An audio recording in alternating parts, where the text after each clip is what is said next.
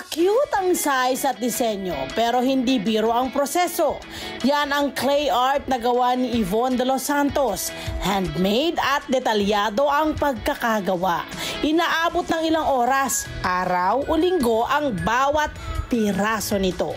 Yung clay art po, passion ko talaga siya and ito talaga yung gusto kong gawin and dream job ko po talaga to.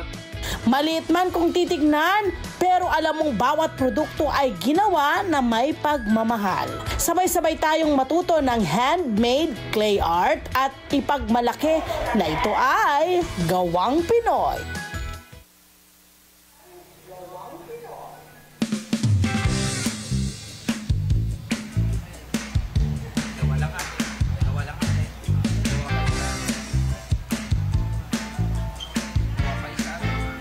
Ayan mga kabarangay, ang mga nakikita nyo ay ang mga obra ng ating kabarangay mula sa Barangay Bulihan. Siyempre, at siya'y busy-busy na ginagawa ang kanyang isa sa mga obra. Ibinibenta rin niya. Yes, ang correct! Kanyang keychain gawa ang Yan ay walang iba kundi si Yvonne de los Santos, ang ating clay artist dito sa ating barangay. Palakpakan na ba natin? Hi, Yvonne!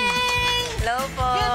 Good morning! Ako, ang ano niya, ang kusisi, ang dami yung ginagawa. Oo So, nga eh. mag-start tayo. Pati mo muna yung mga nanonood Hello ngayon. po. Ayan. Hello po. Okay, air dry clay ang Correct. iyong medium. Ano itong air dry clay? Ano Air- pinagkaiba na to sa ibang mga clay na ginagamit natin? Ang air dry clay po is yung parang ano lang po siya, normal na clay na nilalaro ng mga bata, ganun po. Pero ang pagkakaiba po niya, pwede niyo po siyang i-preserve kasi nga po air dry clay po siya. Tumitigas po siya pag na-expose po sa air. Gaano katagal? Usually po, depende po kung gaano kakapal yung creation. Usually po, 24 to 48 hours. Kapag po medyo manipis lang. Pag makapal, Minsan po, maabot po ng 3 to 4 days. Ganun po. Okay. At yung tibay nito, paano mo nagagaranti ang tibay nito? Parang siya napapa... Yes. Ano po tagal. kasi siya, pag natuyo na po siya, pag cured na po siya, ano po siya, matigas po siya na parang stone. Ito po. Ayun. parang bato. Parang bato. Ayun nga, friend. Parang nga siyang bato. Oo. Ayan o. Pwede itong mabasa. Ano po, yun po, hindi po siya waterproof, pero magiging waterproof po siya pag nilagyan po siya ng seal. Ayun, may seal pang Yun, nila. kailangan para may silaan. Correct. Okay, saan galing itong clay na ito, itong material na ito? Paano natin ito na Kukuha. nilinang? Oo. Ano po, ang main ingredient po nito is cornstarch and glue lang po. Okay. Ikaw Okay. ang gumagawa? So, kami Ay, hindi po. May supplier. Meron ka na Ah, supplier. Saan bibili ito? Local brand lang din po yan and ano po siya, from Cavite po yung Cavite. gumagawa. Okay. So, kailan ka napumpisa dito sa yung clay art at bakit ito nakahiligan mo? Ano po, nag-start lang po ako as hobby. Parang tinry ko lang po kasi bata pa lang po ako. Mahilig po akong maglaro ng mga clay, yun po, yung mga bata, ganun po. And ano po, yung nakita ko po noon kasi, polymer clay po. And yung polymer clay po kasi, kailangan po nun i-bake.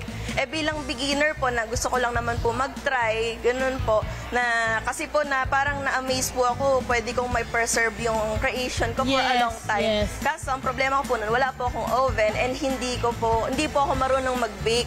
So, nakilala ko po itong air dry clay na sobrang sobrang...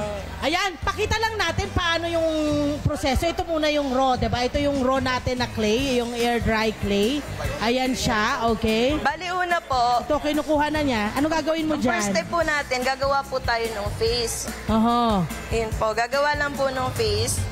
Yan po, ipa-flat lang po natin. And then lalagyan Pagka po ikaw ng gumagawa ears. ng ganyan, nakaupo ka, nakatayo. Oh, nakaupo po. no? Kasi mas madali nga naman, okay? Ayan, nilagyan na agad niya ng tenga. Ang bilis! Kadalasan pag mga ganitong keychain, gaano katagal yan? Gaano katagal yan? Gaano katagal? Ano po, depende po sa creation eh. Minsan po tumatagal po ang isang paggawa ng Pag normally po na nasa 1 hour to 2 hours po, ganun po. Sige, pakita mo sa amin paano yung... Ngayon po, meron na po tayong face, nakamold na po. Meron na siyang face. Ngayon Ayan. po, eto na po siya pag nalagyan po ng face. Ng mukha. Opo, Ito na ayan ang po. magiging itsura niya. May face na po siya ngayon. Tapos ngayon po, lalagyan na po natin ng Buhok. buhok po. Yun na, lalagyan niya na ng buhok. Ayan. Yan po, didikit lang po natin yan. Sa Okay. likodan po. Ayan po.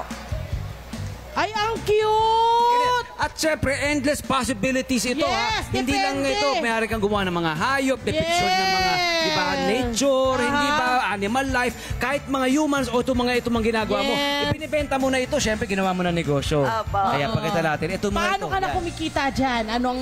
Ano po, through commissions po. Oho. May mga nagpapagawa po sa akin and sumasali din po ako sa mga art markets, Good job. mga events po. Tama. Ano ang balak mong gawin para mas mapalawak mo pa itong business mo na to na ang gamit tayo ang skill niya? See? Kapag may skill ka, para si Teacher abilidad. Oms, di ba? Nagagamit niya rin ang kanyang magandang Di ba, skill. hindi makabili ng libro noon? Oo. Abay, siya, nagsulat ng Nagbebenta sarili na- niyang libro. Nagbebenta na Di ba? siya ng libro Tama. ngayon. Ngayon Oh. po, bala ko po mag-open po ng sarili kong studio and magpa-art workshops po. Yun, ipasa sa iba. Good job, yan ang Magturo, gusto niya. ipasa sa iba. Pero ito na, my friend, meron daw siyang sa atin. Meron daw siyang pasurpresa sa Ayan po. atin. Excited Ito po. na ako. Ito po sa inyo. Pagka-cute-cute! Ang cute ko rito. Sana ako na sa totoong buhay. Ang cute! Ayan cute-cute Alam ko pa yan, damit kong yan. Nasa cabinet ko pa yan. Ito, hindi ko ito makakalimutan. Pati yung Ito bukot, nakatayo pa nun yung buhok ko eh. Ito yung aking unang pasok sa Photoshoot sa Net 25. Ito photoshoot to eh. Mahusay ka talaga. Thank you Good po. job. Maraming salamat. Pati yung buhok ko, ang kuha mo eh. Nakatayo pa Correct. Yung buhok mga ko. Kuya, tulipit tikwas-tikwas. dati eh. Oh, ano ma? Kita mo naman. Thank you, Yvonne. Meron Hi! Smile naman! Sana na, mga Kanet 25. This is Love and New Verbo.